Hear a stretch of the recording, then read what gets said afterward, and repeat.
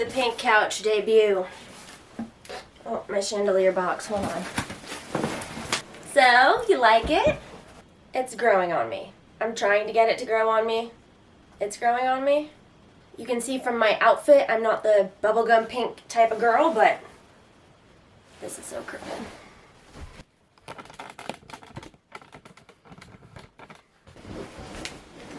Alright, hey guys, what's up? It's Jen. Welcome back to my channel, or if you're new here, welcome. Hit subscribe.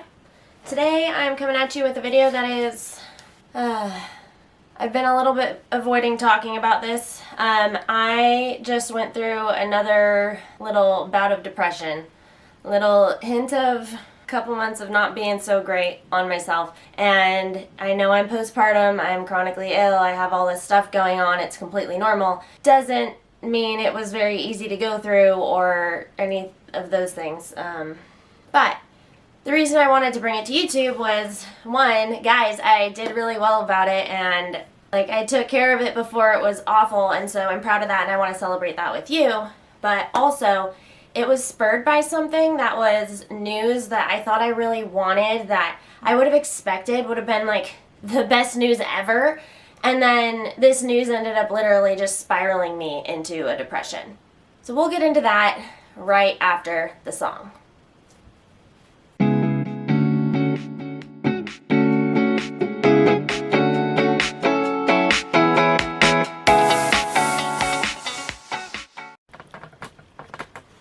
This is Nellie, the neuron. Before we get any further, I wanted to let you guys know that I am currently in therapy for this with BetterHelp.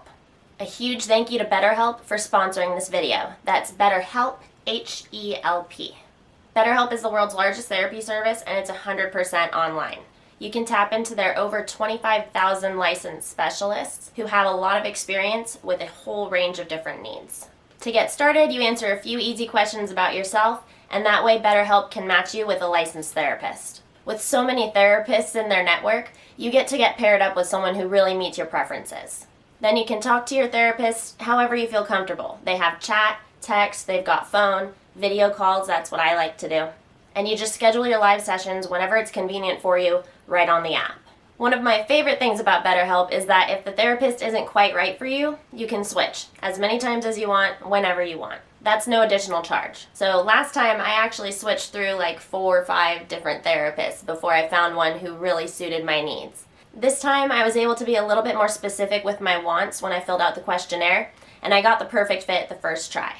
With BetterHelp, you get that quality and professionalism that you expect from when you go into an office. But you get the upsides of getting a therapist that's more custom fit for you, typically will have more scheduling flexibility, and often at a much lower price. You can get 10% off your first month by using my link, betterhelp.com/mommingwithmigraine, and I will include the link down in the description.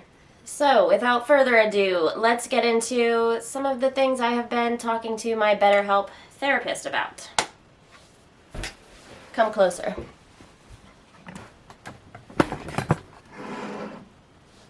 Cute.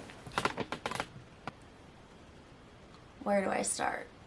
So before I started filming, I actually was sitting at my computer for like half an hour, 40 minutes, I don't know how long I was sitting at my computer, trying to write out exactly what I wanted to share with you guys. And then I realized that the problem with these feely videos, the ones where I'm talking about my feelings, is that if I type out what I want to say, then when I say it to the camera, it feels scripted and like it's all planned out and I know what I wanted to talk about. Whereas I feel like if I just talk naturally, the topics are a little bit more jumbled, but then it's more from the heart and you're actually getting more of how I feel because it's not so scripted, it's not so planned. So, not I apologize for, but I thank you for putting up with the jumbledness of my ideas and the way I tend to bounce around. And just know that it's because I feel like the quality suffers greatly when I know too much about what I need to say. So, where do I even start? Let's start with the news. The news that started this depression was that I was going to get evaluated for a CSF leak. I love talking about misconceptions on this channel. I love talking about, oddly, things that I got wrong, things that I thought wrong before I experienced them myself. Like, those are the things that I learned from the most in my life. And so I share them so that you guys can learn from my mistakes instead of learning from your own mistakes, if that makes sense.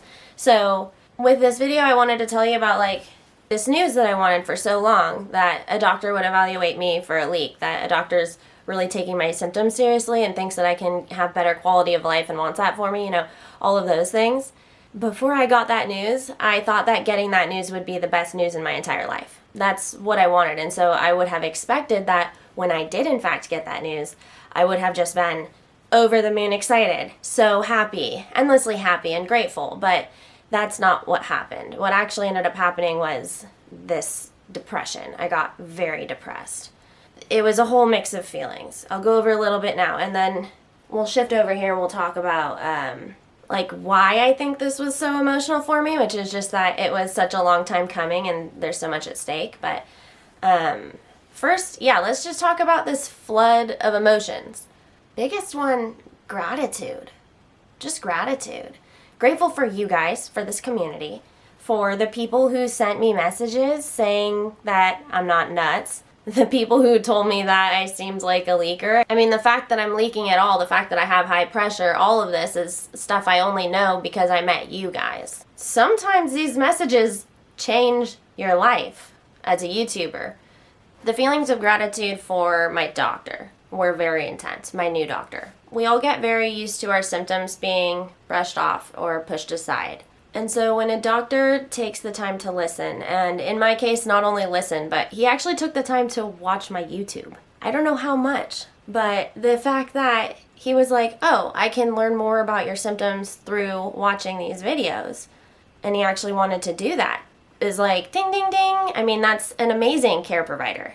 I've had trouble in the past getting doctors to watch videos of my episodes, so that was like really cool. I just felt really grateful that I was being taken so seriously. I also went through some feelings of anger. I feel like you guys already understand. I don't feel like I need to express why I was angry, but I guess I'll try to articulate it. I just don't want to come off wrong on the internet because you know how people are. People cut your thing and then they're like, look what she said, and they take it out of context. But I was angry that this thing that I knew was ignored, was laughed at, borderline laughed at. I was angry at the lost time in my life. I first mentioned a metallic taste in the beginning of 2017. I have lost a lot since then. I've suffered a lot because of this. I've been in dangerous situations because of this. You know, it's risky. I was feeling really angry, though, about prior treatment, and how dare they? How could these people who swore that they were going to help those who are sick, how could they brush me off when I'm apparently kind of a textbook case for a disease that I was giving them the name of, a condition I was giving them the name of? I just it baffled me. It was really, really hurtful. And it certainly took me some time to process that feeling, the anger and grief from the lost time and the lost life, the lost livelihood, and the needless suffering that I've been through. Physically, emotionally, all of it. I don't like thinking about this so much. And then, just depression. I really became depressed from this. And again, I'm gonna go over here in a minute and go over the timeline, like how long this has been, and I think that's why it affects me so deeply. But this depression really came down to an identity crisis for me, to put it in really simple terms. I've always been migraine Jen. I've always been migraine Jen. I thought it was migraine for 5 straight years. I was dead convinced. This is just migraine. I was migraine Jen. The symptoms are migraine. And the palpitations are just anxiety. It's just adrenaline. That's what they always told me. I came on here. It's momming with migraine. All my original content is migraine education. I was like, if my pressure is high, then how can I even be talking about migraine? What if I'm actually talking about high cranial pressure symptoms, not migraine symptoms? Okay, and then, I also know that I'm leaking. My own idea of what's happening in my body doesn't match what my doctors say, might not match typical migraine, what do I even talk about on my channel then? And if I can't even tell, since my leak is intermittent, whether I'm in high pressure or low pressure, who am I even? What is going on? How do I tell people why I'm sick in my day-to-day life without just going on and seeming really wishy-washy and like crazy like everyone is telling me I am? But then suddenly a top leak specialist was like, hey, you've been right. I'm like, what? It was a big reality shift when I first thought that I was misdiagnosed in September of 2020. It was another shift when I was diagnosed with high pressure. I was finally acknowledged for being high pressure and for leaking, and I was reassured that intermittent leaking could happen, but without having a neuro person on board, like who can treat a leak, evaluate a leak thoroughly, there was nowhere that I was going to be able to go. And then also my intermittent leak was kind of okay when I was managing the high pressure. I was actually doing super well when I was on the pressure medication. So how is it that a leaker can go on high pressure medication to lower their cranial pressure and then suddenly they're better, but then I am leaking? It's almost like every 6 months my entire reality gets shifted. Like, am I even getting migraines? Was something I had to battle over this. After high pressure diagnosis, I thought, okay, I'm getting high pressure, it's triggering a migraine, I become migraine Jen. Nope, not so fast. I think the high pressure is triggering the leak, and then I go low pressure, and I was right about low pressure Jen being migraine Jen. Wait, about migraine Jen being low pressure Jen. I was right? Or is that just a migraine? Is my high pressure going down to regular pressure, but I'm also getting a migraine and I'm never low pressure? I don't freaking know. I don't know. But then I talked to a neurologist, a neurosurgeon, they literally tell me that it's allergies. So yeah, when I finally got that loving encouragement from a neurologist who was like, yeah, I think you should be thoroughly evaluated for a leak and I can do that for you. I don't know, I just got really depressed because I wish that it could have happened earlier. I was much more grateful than depressed, but I was really depressed. So let's talk about why this is such a deep thing for me. It's just like every step of the way, it means a huge shift for the rest of my life. It's my livelihood for the rest of my life that's on the line. It's whether or not I'm disabled that's on the line. It's whether or not I can pick up the baby that's on the line. These are huge consequences from what I end up getting diagnosed with and how I end up getting treated. So there's this whole mourning and grieving process every time you have a different diagnosis or a different prognosis. I guess prognosis. Oh, that's the babies.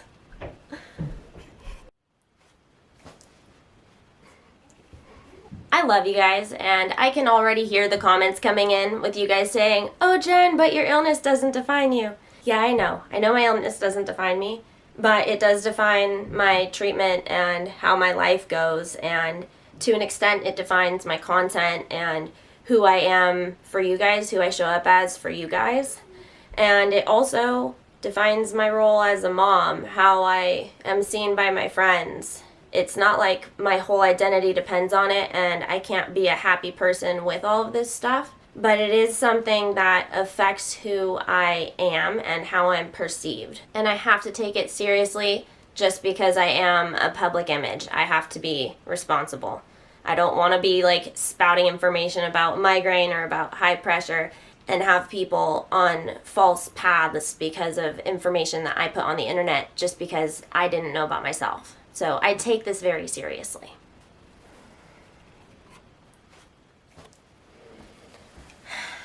So, my symptom onset was in 2016, and in 2020 I started this YouTube, and then someone messaged me and was like, hey, you fit the profile of a leaker. And it was, I think, September of 2020 when I decided in my head, okay, oh my gosh, I totally fit the profile of a leaker. I told you guys this in a video in January of 2021, and I spent January through July of 2021 trying to get evaluated for a CSF leak. I went to doctor after doctor. I had MRIs, and I documented the whole thing on this channel. If you've been here, you know the story. I was going through so many doctors trying to get this leak evaluated. If you're new here, are you subscribed yet? But the doctors were telling me that I wasn't leaking, that it was migraines, that it was anxiety. Like, for Pete's sake, I even went on the Dr. Phil show about medical gaslighting to share my story of medical gaslighting. Eventually, I went outside of the medical system and I was diagnosed with high cranial pressure. That doctor was also acknowledging my leak. So really, August of 2021, when I got my high pressure diagnosis, I still in the back of my mind knew that I had this leak, but it was the high pressure that was getting my priority, and it was the high pressure that I was trying to control. I had enough doctors tell me that there was no way that I was leaking, and I had enough, I guess, pushback on getting tests done for this leak that I just didn't think that that was important to do anymore. And so then I got put on Diamox. I said it before, I'll say it again. Diamox gave me my life back. I'm off of it now. You can go check out my video to hear why. But that was great for like 10 months. And so managing that high pressure seemed to really help my leak. And then I was also pregnant at the time. So I was low impact, low bending, twisting, lifting, all those things that you're not supposed to do when you have a leak. I was not doing a lot of them when I was pregnant or when I was newly postpartum. And that was very protective for me, for my symptoms, as well as being on that very low dose of Diamox. I had to get off of Diamox summer of 2022, and then all the symptoms just flooded back. You guys know this. And then I was left with like, where do I even go from here? Where do I go from here? If there isn't a way to help the high pressure in the long run, if I'm just gonna be busting my leak no matter what I do, even, I forgot what I was gonna say. Oh yeah, if I was gonna bust my leak no matter what I do anyway, high pressure or not high pressure, Diamox or not, or, I mean, I don't really want to get brain surgeries. What am I gonna do? I don't know. I was just kind of in limbo. I was waiting it out. And then, boom, leak specialist just kind of walks into my life like, yeah, I think you're leaking. Yeah, I think you should get evaluated, get a really thorough evaluation for a leak. And